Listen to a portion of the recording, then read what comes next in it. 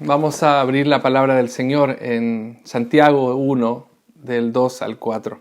Llegó el momento de la reflexión en el que el Señor habla a través de su palabra a cada uno de nosotros. Hoy no vamos a hacer necesariamente un sermón, y sí un mensaje de reflexión en torno a su palabra. Creemos de que el culto en casa, cada uno también puede reflexionar a través de la ayuda de tal vez un estudio bíblico inductivo, a través de un comentario, a través de un libro que nos ayude a entender la palabra del Señor. Entendemos de que así lo podemos hacer también en familia. No necesitamos siempre del pastor para que nos esté predicando, sino que también nosotros podemos estudiar la palabra del Señor juntos. Así que quiero invitarle entonces a leer la palabra de Dios en Santiago, capítulo 1, del versículo 2 al versículo 4. Dice así la palabra del Señor: Hermanos míos, tened por sumo gozo cuando os halléis en diversas pruebas, sabiendo que la prueba de vuestra fe produce paciencia. Mas tenga la paciencia su obra completa, para que seáis perfectos y cabales, sin que os falte cosa alguna. Oremos.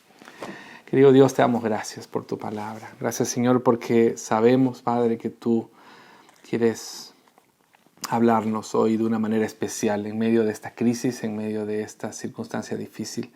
Queremos que tú fortalezcas nuestra vida a través de tu palabra. Háblanos, Señor. Habla a cada uno de nosotros, de los que están conectados en este momento. Que tu presencia, Señor, hable de una manera especial. En el nombre de Cristo Jesús. Amén y amén. Santiago, el hermano menor de Jesús, habla en tiempos de sufrimiento. Si alguien sabe de sufrimiento, ese es Santiago. A alguien que sufrió la persecución, fue muerto por causa de su fe en Cristo.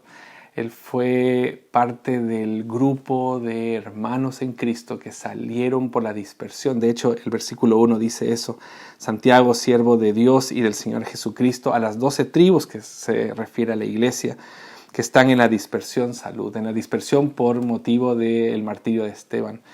Y mucha gente dejó casas, dejó negocios, dejó familia por causa de su fe en Cristo. Si alguien sabe lo que es pasar por tiempos de tribulación, es esta iglesia, la de Santiago, y particularmente Santiago. En este tiempo de persecución, por causa no tal vez de personas que van en contra de nuestra fe, sino de persecución de una pandemia que ha llegado a nuestras vidas a causar miedo, a causar incertidumbre, a causar desesperanza. Lo interesante es que la Escritura sí tiene algo para decirnos, porque dice: hermanos míos, tengan por sumo gozo cuando os halléis en diversas pruebas. Quiero tocar la primera cosa: el sufrimiento, la incertidumbre, el miedo es la gran oportunidad para confiar en la soberanía de Dios. ¿Y por qué digo soberanía de Dios? ¿Por qué podemos tener gozo en realidad?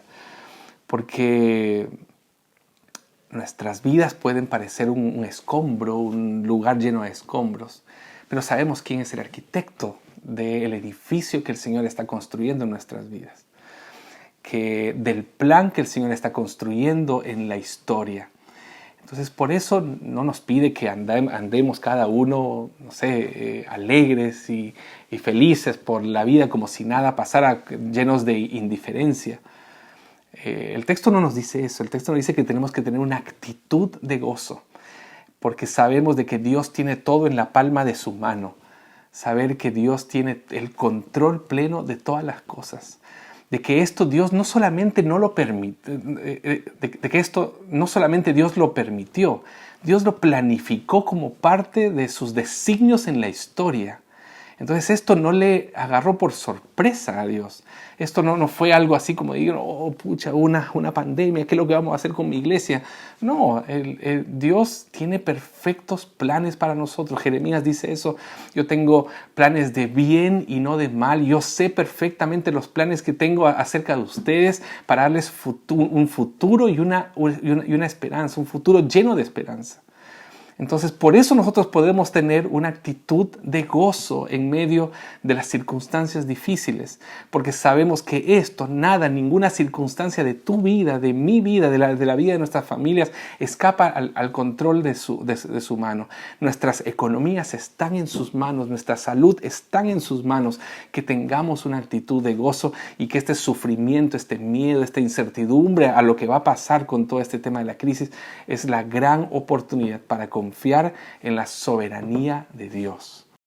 Eso como primera cosa. La segunda cosa que nos dice el texto es que la prueba de nuestra fe dice que produce paciencia. El sufrimiento, la incertidumbre, el miedo exige de nosotros el ejercicio de nuestra fe. Miren qué interesante esto, porque el texto dice la prueba de nuestra fe en el original es el ejercicio de nuestra fe. Hay áreas de nuestra vida que el Señor va a ejercitar en este tiempo.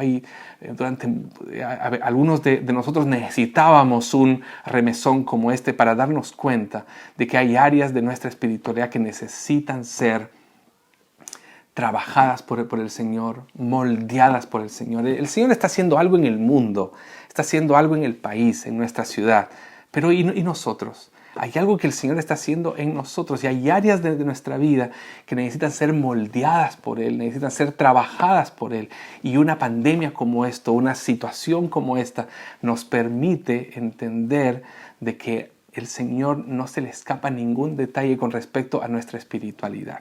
Entonces nos pone a hacer ejercicios. En este tiempo de encierro hemos tenido que inventar formas de poder estar en actividad física, ¿cierto? Yo hace mucho que no hacía actividad física porque tuve una operación reciente, pero también porque en verdad hace mucho ya no le estaba pegando mucho al ejercicio físico. Y este tiempo tuve que comenzar a hacer actividad física y la verdad que descubrí áreas, músculos de mi cuerpo que no sabía que existían y porque comenzaron a doler. Y efectivamente yo comencé a hacer ejercicio y al día siguiente me dolía hasta el pelo. Entonces es lo mismo con nuestra espiritualidad. Quiero llevarte a esta idea. El Señor está haciendo una obra en nuestras vidas. Está haciendo que nosotros seamos ejercitados en nuestra espiritualidad. Y hay áreas de nuestra vida que necesitan ser ejercitadas por Dios. Necesitan ser ejercitadas en nuestra vida por Dios. Y ese ejercicio genera dolor. Ese ejercicio genera muchas veces miedo, incertidumbre. Pero en ese ejercicio nosotros vamos a ver fortalecida nuestra vida. Por eso dice que el ejercicio de nuestra fe produce paciencia. Mire qué lindo. La palabra en el original es perseverancia. Dice que nosotros vamos a ser transformados por medio del sufrimiento, transformados por medio de la incertidumbre y del miedo. Mire qué interesante. No nos dice que no tengamos miedo. Dice que a través de la incertidumbre y del miedo, a través del ejercicio de nuestra fe, vamos a ser transformados para ser perseverantes, para tener más paciencia. Eso es lo que nosotros necesitamos, más paciencia y ser transformados por el poder de Dios. Entonces el sufrimiento exige de nosotros el ejercicio de nuestra fe. Y la tercera cosa que yo le quiero compartir es que el sufrimiento, la incertidumbre y el miedo tienen un propósito sublime para nuestro crecimiento. Mire lo que dice el versículo 4. Mas tenga la paciencia su obra completa para que seáis perfectos y cabales sin que os falte cosa alguna.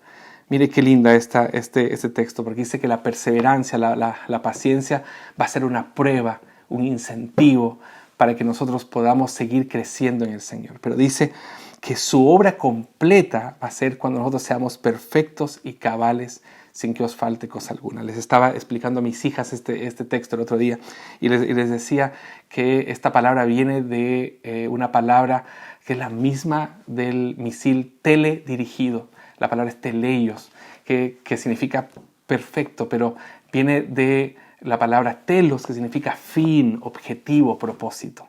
¿Cuál es la idea? Yo les explicaba que es como un misil teledirigido, que uno lo programa para ir a cierto lugar, uno aprieta el botón y sale el misil y tiene que llegar al lugar donde fue programado llegar. Pero ¿qué pasa si llega a otro lugar? ¿Cumplió su objetivo? No cumplió su objetivo. Entonces el texto nos dice que ser perfectos es justamente achuntarle, hacer la voluntad del Señor para lo cual nosotros fuimos destinados, a cumplir la voluntad del Señor.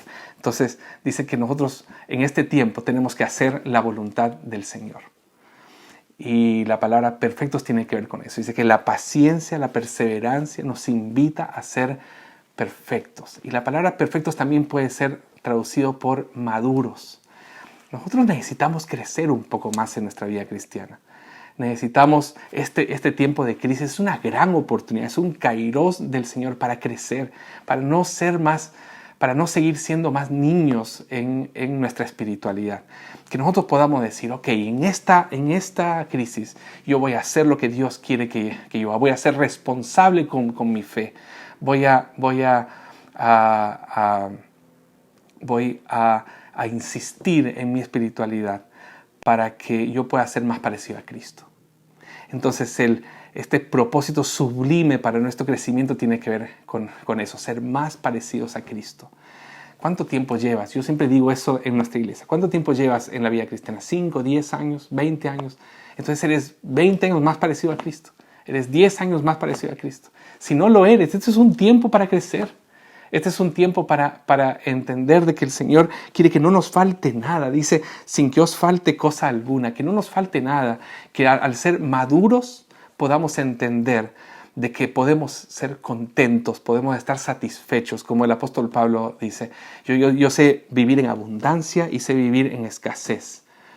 Porque todo lo puedo en Cristo que me fortalece. Todo lo puedo soportar en Cristo que me fortalece. Eso no lo va a decir un niño espiritualmente.